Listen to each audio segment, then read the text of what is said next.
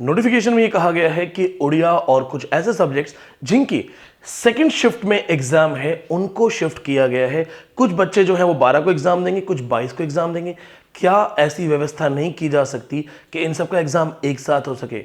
12 से 22 10 दिन टालने का खामियाजा कौन भुगतेगा?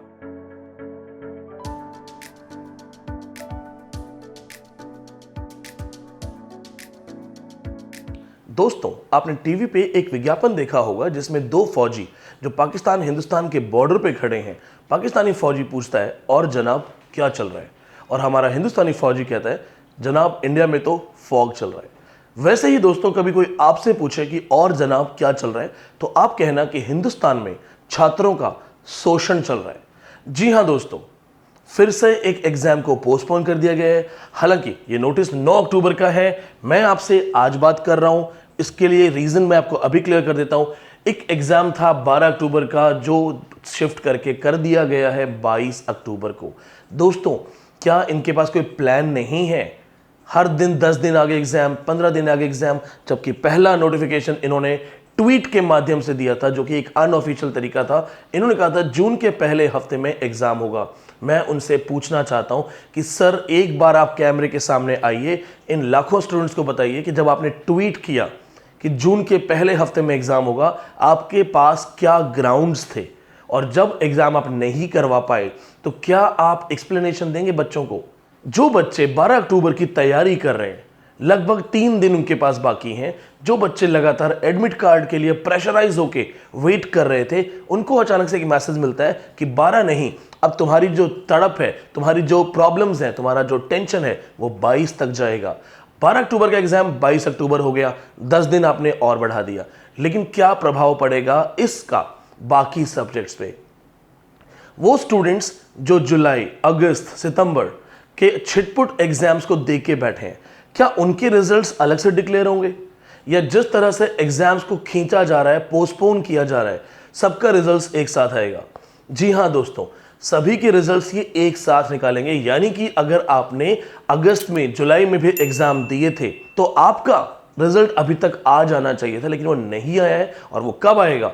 वो आएगा अंतिम एग्जाम, जो हो सकता है शायद अक्टूबर में हो, शायद नवंबर में हो, उसके हिसाब से। यानी कि आपने एग्जाम दे दिया है, अब आप बीच में एक पेंडुलम की तरह लटक गए हैं। ना आपको आपका रिजल्ट पता है, ना आप कोई अगली तैयारी कर पा रहे हैं, ना आप किसी पीएचडी का पार्ट बन पा रहे हैं। और ये सारा क्यों हो रहा है? क्योंकि हिंदुस्तान, जो कि महान देशों में से एक है, हमारे यहाँ पहली सभ्यता थी, हमारे यहाँ पहले गुरु हुआ करते थे, हमारे यहाँ का एजुकेशन जो सिस्टम है दुनिया का बेस्ट एजुकेशन सिस्टम है, और वो इस वक्त अपने स्टूडेंट्स को अपना बेस्ट सिस्टम दिखा रहा है। जी हाँ दोस्तों, थोड़ा सार्केस्टिक हूं, थोड़ा कमेंट्स मार रहा हूं, लेकिन वो दिल से निकल रहे हैं। मैं एक सवाल करना चाहता हूं, आप सबसे एक सवाल करना चाहता हूं, इन अथॉरिटीज से एक सवाल करना चाहता हूं। आइए इसको रीड करते हैं ताकि मैं आपसे अपना सवाल कर सकूं। इन्होंने जो इन एग्जाम्स को पोस्टपोन किया है, जिसमें 2 बड़े सब एग्जाम भी आ रहे हैं, इन्होंने लिखा है due to limited availability of examination centre. इनके पास लिमिटेड अवेलेबिलिटी है एग्जामिनेशन सेंटर की। जब तुम्हारे पास सेंटर्स नहीं है, कंप्यूटर्स हैंग हो रहे हैं, सेंटर्स तुम लोगों को अननेसेसरली दूर दूर दे रहे हो, तो क्यों करवा रहे हो ऑनलाइन एग्जाम? भारत का सबसे बड़ा एग्जाम यूपीएससी आज भी ऑफलाइन होता है। क्यों ऑफलाइन एग्जाम नहीं करवाया जा सकता? पहले भी स्कूल्स को सेंटर्स में कन्वर्ट किया जाता था। पूरा भारत एक दिन में, एक बार में, एक साथ एग्जाम देकर के आजाद हो जाता था अपने भविष्य की तैयारी करने के लिए। लेकिन आपने ऑफलाइन एग्जाम करवाने के बजाय जानबूझ के सारे स्टूडेंट्स को उलझा दिया है। आपके पास सेंटर नहीं है, इसलिए आपने एग्जाम को टाल दिया है। 12 अक्टूबर का जो एग्जाम है उसको आपने टाल करके आगे कर दिया है। अब एक सवाल मैं आपसे पूछना चाहता हूं। इंग्लिश लिटरेचर का एग्जाम 13 अक्टूबर को है। 13 अक्टूबर को जब एग्जाम की बारी आएगी तो क्या सिर्फ ये एक एग्जाम का डेट है? 13 अक्टूबर को करवा चौथ का व्रत है। एक तरफ तो आप नारी शक्ति की बात करते हो, एक तरफ तो आप विमेन एम्पावरमेंट की बात करते हो। क्या आपको यह नहीं पता है कि करवा चौथ के व्रत में एक महिला जो अपने पति के लिए व्रत रखती है, वो पूरे दिन कुछ खाती नहीं है, कुछ पीती नहीं है। जी हां, पानी भी नहीं पी सकती है। क्या ऐसी सिचुएशन में किसी फीमेल स्टूडेंट को अपने घर से 100-150 किलोमीटर के सेंटर पे वहां तक ट्रैवल करवाना सही है? क्या वो महिला जो तैयारी कर रही है एग्जाम की, वो लड़की जो कोशिश कर रही है कि मैं एग्जाम और भारतीय संस्कृति, अपना कल्चर, उसको दोनों को मेंटेन करूं, अगर वो परीक्षा में बेहोश हो जाए, उसकी तबीयत खराब हो जाए, इसका कौन जिम्मेदार होगा? जबकि एनटीए ने सीयूईटी के एग्जाम में पोस्टपोन किया था ये लिखते हुए कि ये त्यौहार आ रहे हैं, फेस्टिवल्स आ रहे हैं, इसलिए हम एग्जाम पोस्टपोन कर रहे हैं। दोस्तों, उस वक्त भी विनीत पांडे ने वीडियो में आवाज उठाई थी कि फेस्टिवल सिर्फ सीयूईटी के बच्चों के लिए हैं। क्या वो दूसरे देश के बच्चे हैं? हिंदुस्तान के बच्चे हैं तो हमारे बच्चों के लिए फेस्टिवल्स नहीं है? आप उनको क्यों टॉर्चर कर रहे हैं जब आपके पास डेट्स नहीं है? आप बताइए, सिर्फ इतना सोचिए, कितने लाख स्टूडेंट्स एग्जाम दे रहे हैं, कितने लाख स्टूडेंट्स जो एग्जाम देंगे उनमें कितनी महिलाएं होंगी? लगभग 1.25 लाख बच्चे इंग्लिश लिटरेचर का एग्जाम देंगे, कम से कम उसमें 70,000 लड़कियां होंगी। उन 70,000 में से भी अगर 50,000 का व्रत है तो आप 50,000 स्टूडेंट्स के साथ खिलवाड़ कर रहे हैं। महिला सुरक्षा यही है आपकी?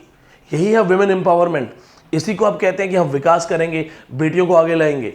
क्या आपको नहीं पता कि करवा चौथ का एक व्रत जो है वो बहुत ही कल्चर से जुड़ी हुई चीज़ है, संस्कृति से जुड़ी हुई चीज़ है, उसे कोई भी लड़की मजाक में नहीं तोड़ सकती। अगर वो एग्जाम में बेहोश भी हो जाएगी तो भी वो पानी नहीं पिएगी।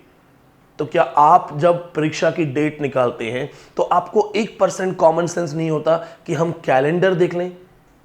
अगर आप कैलेंडर्स नहीं देखते हैं, मनमर्जी डेट्स निकालते हैं, तो आप सामने आइए कैमरे पर और बोलिए कि हम फुटबॉल खेल रहे हैं और जो हमारी फुटबॉल है उसका नाम है भारतीय शिक्षा व्यवस्था। दोस्तों, इससे पहले कि अब मैं वीडियो खत्म करूं, इतना कहना चाहता हूं कि अगर कोई नोटिफिकेशन नहीं आती है तो मान के चलिए कि 13 अक्टूबर को आपका एग्जाम है और उन लड़कियों से मैं मुखातिब हूं, उनसे बात करना चाहता हूं।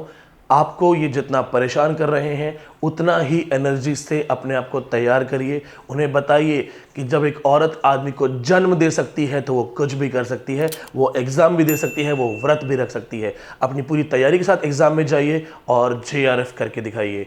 जय हिंद, जय भारत।